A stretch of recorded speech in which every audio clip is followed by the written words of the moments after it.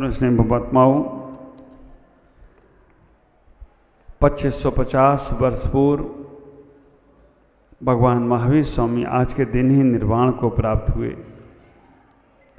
और 2550 वर्ष पूर्व तीर्थंकर, अंतिम तीर्थंकर भगवान महावीर स्वामी को निर्वाण आज के दिन ही प्राप्त हुआ। हमारे प्रथम तीर्थंकर ऋषभदेव आदिनाथ भगवान, जिनका तृतीय काल में जन्म हुआ और तृतीय काल में मोक्ष चले गए। आदिनाथ भगवान की आयु लंबी थी, 84 लाख पूर्व की थी। 83 लाख वर्ष तक वो घर में रहे। 1 लाख पूर्व जब उनकी आयु शेष रह गई, उस वक्त ऐसा हमारे आदि पुराण में कथानक है, उनका जन्म दिवस मनाने के लिए स्वर्ग के देवताओं ने व्यवस्था की। आप लोगों को ज्ञात होना चाहिए, तीर्थंकर का जब जन्म होता है, जन्म से लेकर निर्वाण तक सारी की सारी व्यवस्था देवों की होती है। आप ख्याल करके रखना, तीर्थंकर माँ के गर्भ में आते हैं तो रत्नों की वर्षा होना, अष्टकुमारियों के द्वारा माँ की सेवा होना, गर्भ कल्याणक में आए हैं तो उसका उत्सव मनाना, जन्म कल्याणक के लिए ले जा रहे हैं तो पांडुक शिला पर ऐरावत हाथी पर बैठा के ले जाना, तब कल्याणक के लिए ले जाना है तो पालकी में ले जाना, ज्ञान कल्याणक होना है तो समोसरण बनाना, और आज मोक्ष कल्याणक होना है तो वो भी देवताओं की व्यवस्था होती है। सारी व्यवस्था भगवान की देवों के द्वारा है। ख्याल करना, 5 कल्याणक होते हैं। आदिनाथ भगवान को जब वैराग कराना था, 83 लाख वर्ष उनके ग्रह काल में हुए, उनका जन्म दिवस आया। भगवान के भी जन्म दिवस मनते हैं। तुम लोगों को साधु के जन्म दिवस मनाने का सौभाग्य मिलता है। अब कुछ उसमें भी कहते क्यों मनाएं साधु का जन्म दिवस? तुम्हें जन्म मरण के बंधन को काटना है तो उनके जन्म की कल्याण की भावना भाव। भगवान का जन्म दिवस था तीर्थंकर आदिनाथ का, और नीलांजना देवों ने भेजी, जाओ भगवान के उत्सव में तुम नृत्य करना। नीलांजना नृत्य करते करते उसकी आयु पूर्ण हुई तो एक नीलांजना गई। देवों को कितना समय लगता है, ऐसे किया दूसरी नीलांजना तैयार। सारे लोग सोचे कि वही नीलांजना है, लेकिन वहाँ तो नीलांजना बदल गई। नीलांजना ही नहीं बदली, तीर्थंकर आदिनाथ के भाव बदल गए और कहा रोको ये नृत्य। आप विचार करके रखना, तीर्थंकर आदिनाथ के भाव बदल गए, नीलांजना का नृत्य देखकर नहीं, नीलांजना की मृत्यु देखकर। पहले के हमारे नृत्य देखकर लोगों को वैराग हो जाता था। पहले के भगवान की भक्ति देखकर, तीर्थंकर की भक्ति देखकर, नृत्य देखकर तीर्थंकरों को, संतों को, भगवंतों को वैराग हो जाता था। और आजकल के तुम्हारे डांस देख लें तो नृत्य हट के डांस में आ गए, डांस पार्टी। आप विचार करके रखना, तुम्हारे डांस देख लेना, तुम्हारे नृत्य, तो बैरागी को बैराग से बैराग हो जाए, ऐसा तुम करते हो। ख्याल करो। फिर भी यहाँ तो शालीनता रखते हो, दीमापुर में मंदिर में गुरुओं के पास। बाहर जाके देखे ना तो मालूम पड़े ओरिजिनल हिस्ट्री है क्या तुम्हारी। यहाँ तो इतने सीधे साधे दिखते, बिल्कुल गौ माता की तरह। बाहर मालूम पड़ता है ओरिजिनल स्थिति है क्या।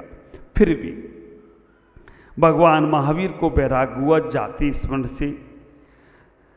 वैराग के उपरांत उनकी आयु ज़्यादा नहीं थी, फिर भी 30 वर्ष तक वो ग्रह काल में रहे, राजकाल में रहे, राज नहीं संभाला। जब उनके शादी की, विवाह की चर्चा होने लगी तो वैराग हो गया। माँ ने पूछ लिया कि बेटा तुम्हारा विवाह? उन्होंने कहा मैंने पहले से ही लड़की पसंद करके रखी है। अब विचार करना, ये सारे कथानक आपको तीर्थंकर आदिनाथ महावीर में मिल जाएंगे। हमारे शिखर चंद जी ने जो पुस्तक छपाई है ना, वो पढ़ने को मिल जाए तो पढ़ लेना एक बार। उन्होंने कहा माँ मैंने तो बेरा पसंद कर लिए, मेरा तो विवाह उसी से होगा जिसको मैंने पसंद किया है। माँ ने पूछा बेटा किसे पसंद किया? महावीर कहते हैं मेरी पसंद नापसंद कोई नहीं कर सकता। माँ ने कहा बेटा मुझे भी तो पता चले तुम्हारी पसंद क्या है। उनने कहा मैंने मुक्ति रमा को पसंद कर लिया है, मैं उससे ही विवाह करूंगा और मेरी पसंद कभी नापसंद नहीं हो सकती। मुक्ति रमा से विवाह करने चल दिए। आप विचार करना, संयम का सूट पहन लिया जिन्होंने, तपस्या की कलगी लगा ली जिन्होंने, संयम के सूट से, तपस्या की कलगी से, चारित्र के बाने से वो चल दिए मुक्ति रमा को वरने के लिए। माँ ने बहुत सारी बातें की।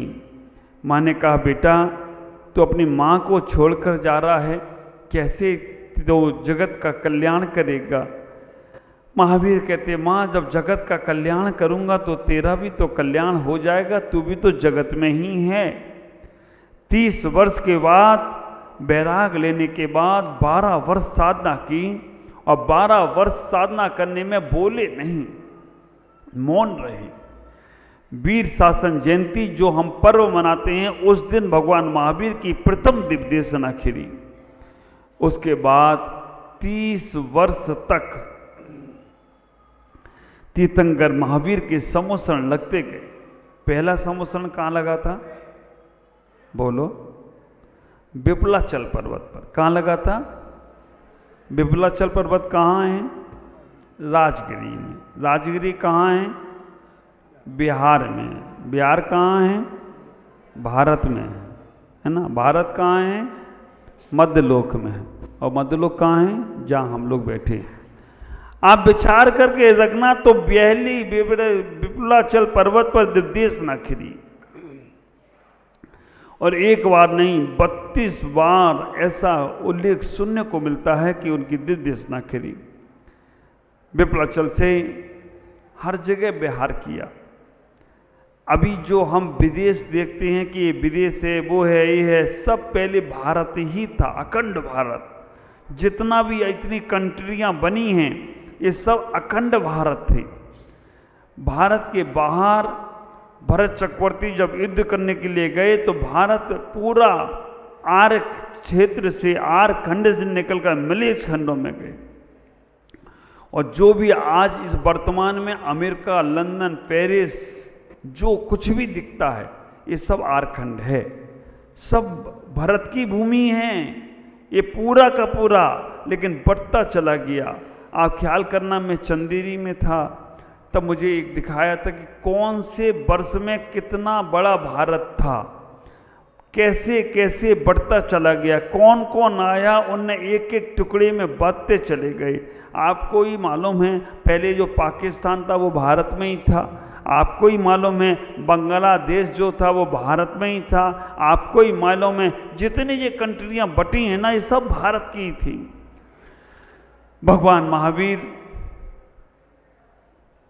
बिहार में ही पावापुरी के उद्यान में पहुंचे और पावापुरी के उद्यान में पहुंचने के बाद 1 महीना पहले से उन्होंने योग निरोध किया।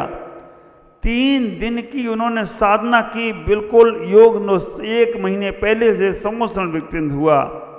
3 दिन की उन्होंने साधना की और 3 दिन की साधना के उपरांत आज कार्तिक अमावस्या, ख्याल करके रखना कार्तिक अमावस्या का दिन है और आज के दिन तीर्थंकर भगवान महावीर योग निरोध करते करते करते करते अपने कर्मों की उन प्रकृतियों को 148 कर्म सबके साथ लगे हुए हैं।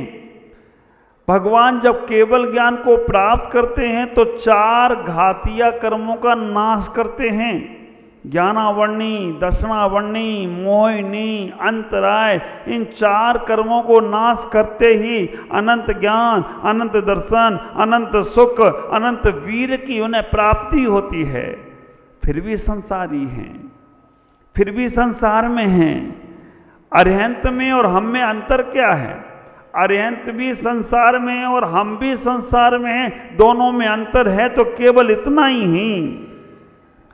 अरिहंत संसार में तो हैं लेकिन संसार उनमें नहीं है।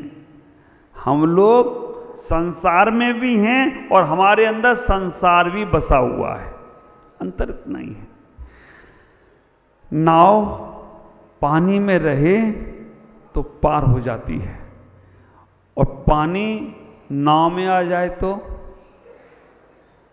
नाव डूब जाती है। इतना ही अंतर समझना, अरिहंत की नाव पानी में तो है लेकिन पानी उस नाव में नहीं है, और हम लोगों की नाव पानी में है लेकिन पानी हम लोगों की नाव में भी बैठा है। तो हम लोग कैसे तैरेंगे? ख्याल करके रखना, भगवान महावीर को निर्वाण की प्राप्ति का समय नजदीक आ गया। 4 घातीय कर्मों को नाश करने के बाद आप पढ़ते हो ना, कर्मन की 6 प्रकृतियां, त्रिकर्मन की 63 प्रकृति नाश। आप विचार, 4 कर्मन की 63 प्रकृति नाश। 4 कर्म है या 6 कर्म है, इस सिद्धांत का विषय अभी नहीं बोलूंगा, क्योंकि अभी आपको भी लग रहा है महाराज जल्दी कलश दें, हम जल्दी जाएं, निर्वाण को प्राप्त हो जाएं, घर में पूजा करना।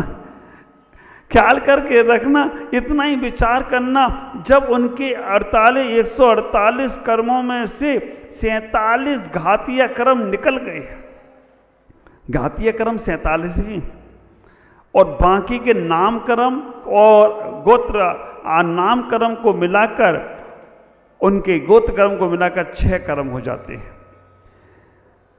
ज्ञानावर्णी, दर्शनावर्णी, मोहिनी, अंतराय की 47 प्रकृति होती हैं। अंदर अब 85 प्रकृतियां 13वें गुणस्थान में अंदर बैठे हैं।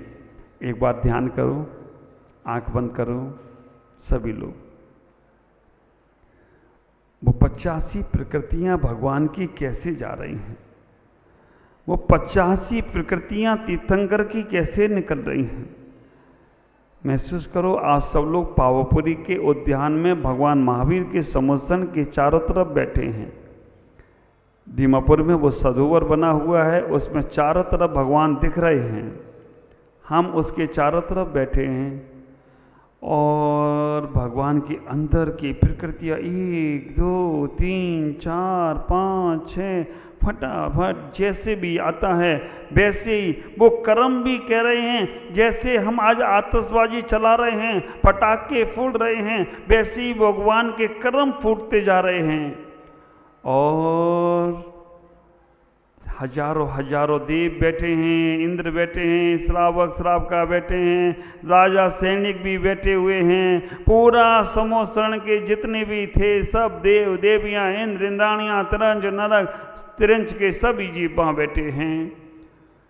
भगवान ने अंतिम 5 अक्षरों का उच्चारण कितना समय लगा? अ ई उ र ल, और ये भगवान को मोक्ष हो गया। बोलो भगवान महावीर स्वामी की। आँख खोलेंगे सभी लोग। आप विचार करके रखना, इतना ही समय लगा भगवान को मोक्ष जाने में, पूरा जीवन नहीं लगा उनको। केवल 5 रस अक्षर अ ई उ र ल 14वां गुरुस्थान पाया और वो निर्वाण को प्राप्त हो गए। अब विचार करके रखना, उनके बाल और नख केवल शेष रह गए। नख और बाल शेष क्यों रह गए? नाखून में प्राण नहीं है, बालों में प्राण नहीं है, बाकी के पूरे शरीर में प्राण है। 5 इंद्रिय प्राण, 3 बल प्राण, आयु और श्वासोश्वास 10 प्राण पूरे शरीर में हैं, लेकिन नाखून में और बालों में प्राण नहीं होते। होते क्या? नाखून आप काटते हो तो दर्द होता है क्या? उंगली काट के देखो तो क्या होगा? उंगली में प्राण है, नाखून में। बाल आप कटाते हो दर्द होता है क्या? उखाड़ के देखो तो नहीं। महाराज माता जी बनोगे तो कुछ कष्ट नहीं होगा, आप देख लेना। मेरे से आके पूछिए महाराज प्रमुख सागर जी कहाँ गए? मैंने कि पता नहीं कहाँ गए। शाम को देखा तो वो इसी कमरे में थे, अभी सुबह देखे ही नहीं रहे कहाँ गए। हम नहीं, पता नहीं मेरे को, तो हम तो प्रमुख सागर ही। वो कह रहे कल वाले महाराज नहीं मिल रहे, पता नहीं दूसरे महाराज आ गए। तो आप विचार करके रखना, ये बालों में प्राण नहीं होते, इन नाखूनों में प्राण नहीं होते, वो नख और केश शेष रह जाते हैं। उन नख और केशों को अग्नि कुमार देव उनका अग्नि संस्कार करता है। एक कथानक ये भी आता है और दूसरा कथानक ये भी आता है कि क्षीर सागर में बहा भी देता है।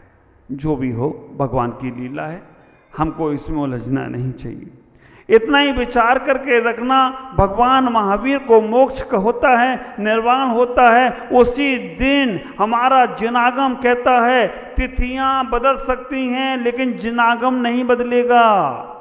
तिथियां आगे पीछे हो सकती हैं लेकिन हमारा सिद्धांत नहीं बदलेगा। जिस दिन सुबह भगवान महावीर को निर्वाण की प्राप्ति होती है, उसी दिन इंद्रभूति गौतम को शाम को केवल ज्ञान का प्राप्त हो जाते हैं, केवल ज्ञान प्राप्त हो जाता है। और उसी दिन शाम के समय हम दीपावली महोत्सव मनाते हैं।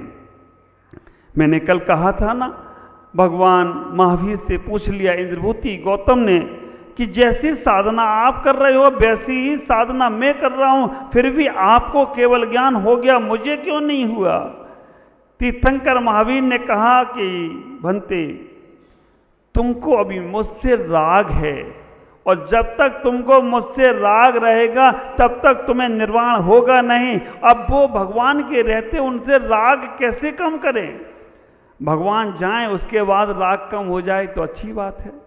हाँ, अब महाराज रहें और हमारा राग कम हो जाए तो कैसे होगा? महाराज के जाने के बाद राग कम करेंगे? आप विचार करके रखना। इतना ही हुआ, जैसे ही सुबह भगवान को मोक्ष हुआ और वो राग से वितरागता की ओर गए, उसी दिन शाम को केवल ज्ञान की प्राप्ति हो गई हो तो कोई आश्चर्य की बात नहीं है। और आज के दिन ही हमें दीपावली मनाना चाहिए। हिंदू संप्रदाय की तिथियों के माध्यम से हमने कल मना ली, कोई बात नहीं। अच्छे काम एक दिन नहीं 2 दिन करो, पूरे वर्ष भर दीपावली मनाओ। लेकिन विचार करना, जो दीपावली तुमने मनाई है वो सार्थक तब होगी जैसे भगवान महावीर को निर्वाण की प्राप्ति हुई। आज के दिन राम भगवान अयोध्या में वापस आए थे। आप विचार करके रखना, आर्य समाज में उनके भगवान मोक्ष गए थे। विनोबा भावे, विवेका भाव, संत जैसे लोग समाधि को प्राप्त हुए थे। ख्याल करो, बहुत सारे, हर कोई दीपावली मनाता है।